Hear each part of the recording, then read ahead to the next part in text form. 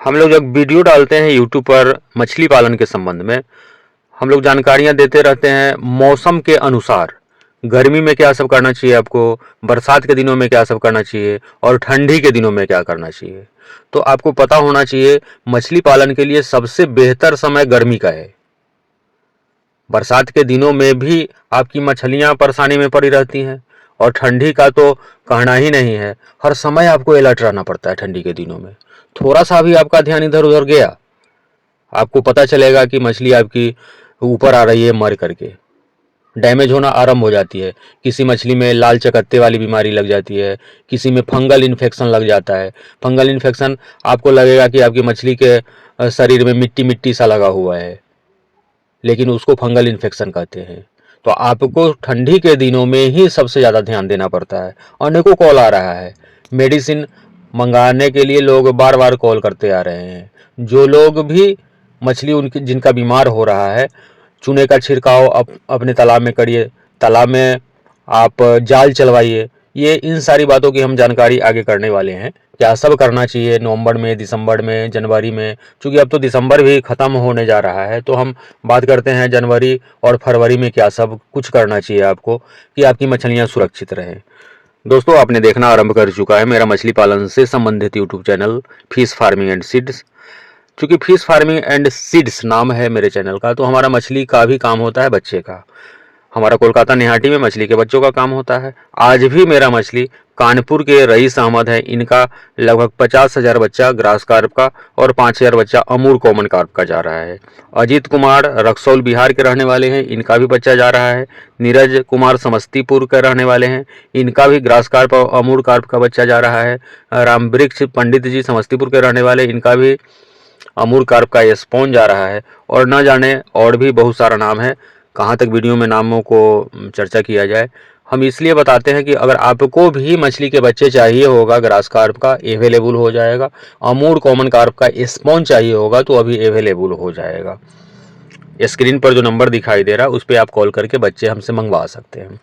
Video को आरंभ करते हैं, समय को जाया नहीं करते हुए।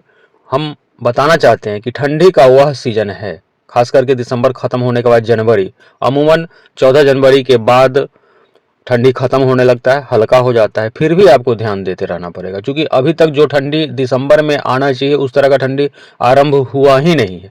फिर भी अनेकों लोगों की मछलियाँ बीमार पड़ रही है।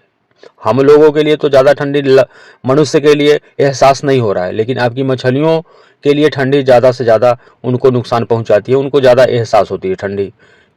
तो सारी मछलियाँ नीचे चली जाती है। और सारी मछलियाँ जब ऊपरी लेयर वाली, आपको पता होना चाहिए कि आईएमसी का जब आप या कार्प का पालन करते हैं तो ऊपरी लेयर वाली मछली में कोई और मछली रहता है, मिडिल लेयर में कोई और मछली रहता है, नीचे के लिए कोई और मछली आप लोग डालते हैं। तो सारी की सारी मछलियाँ नीचे चली जाती है, तली में चली जाती है।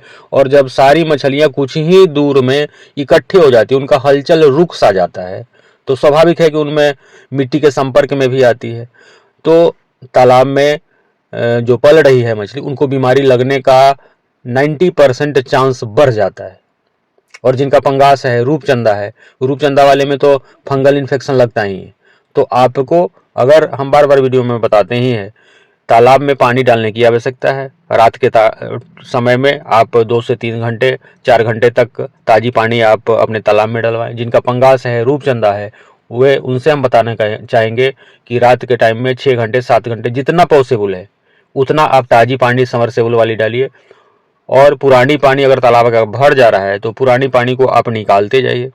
दूसरा कि आप चूने का छिड़काव कर सकते हैं, हल्दी का छिड़काव कर सकते हैं। और इन सारे चूने का छिड़काव, हल्दी का छिड़काव करने में अगर आपको परेशानी हो रही तो जो स्क्रीन पर नंबर दिखाई दे रहा है उस पर आप कॉल करेंगे तो हम आपके लिए मेडिसिन भेजवा देंगे, है ना। तो ठंडी के दिनों में आपको विशेष रूप से अपनी मछलियों को पर ध्यान देना पड़ेगा। और इस सीजन में आप कहेंगे कि ठीक है भैया, हम बीमारी का तो आपने दवा बता दिया, तो सारे लोगों के तालाब में बीमारी लगती नहीं है। जिनकी मछलियाँ 100% सुरक्षित है वे चाहते हैं कि ठंडी में हमारी मछली थोड़ी बहुत ग्रोथ कैसे आए। तो उसके लिए हम बताना चाहेंगे कि आपके तालाब में प्लैंकटन, हमेशा यह आपको सुनिश्चित करना पड़ेगा कि तालाब में प्लैंकटन जो प्राकृतिक भोजन बनता है तालाब में, वो आप बना करके रखिए। तो जब भी मछलियों को थोड़ा बहुत जितना भी इच्छा होगा वे मछली आपकी प्लैंकटन खाएंगी, और जब प्लैंकटन खाएंगी तो यह प्राकृतिक चीज होता है, तो मछली का ग्रोथ आएगा ही। अब जबकि धूप कम निकलेगा तो नेचुरल तरह से, प्राकृतिक तरह से आपके तालाब में प्लैंकटन बनेगा नहीं। तो उसके लिए एक प्लैंकटन पाउडर आता है और एक जू ब्लूम पाउडर आता है।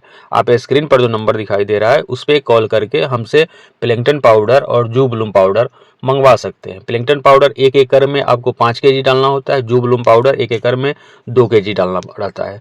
तो आप मंगवा करके अपने तालाब में, 1 एकड़ वाले तालाब में, अगर आपका तालाब ½ एकड़ का है तो उसका 50% आपको डालना पड़ेगा। आप स्क्रीन पर नंबर दिखाई दे रहा है, उस पर आप कॉल करेंगे, हम पेमेंट पहले लेते हैं, आपका आधार कार्ड लेंगे एड्रेस के लिए, और आपके यहाँ तक दवा हो या फिर मछली के बच्चे हो, हम सारा भेजेंगे आपके यहाँ तक। और हमारा जेके फिश फीड का भी काम होता है। जो लोग भी कमर्शियल फार्मिंग करते हैं, पंगास का, रूपचंदा का दाना खिला करके, कमर्शियल दाना खिला करके फार्मिंग करते हैं, वे भी कॉन्टैक्ट नंबर जो दिखाई दे रहा है उस पर कॉल करके आप बात करेंगे, आपके लिए हम दाना का भी उत्तम प्रबंध करेंगे। वीडियो पर यहाँ तक बने रहने के लिए बहुत बहुत धन्यवाद।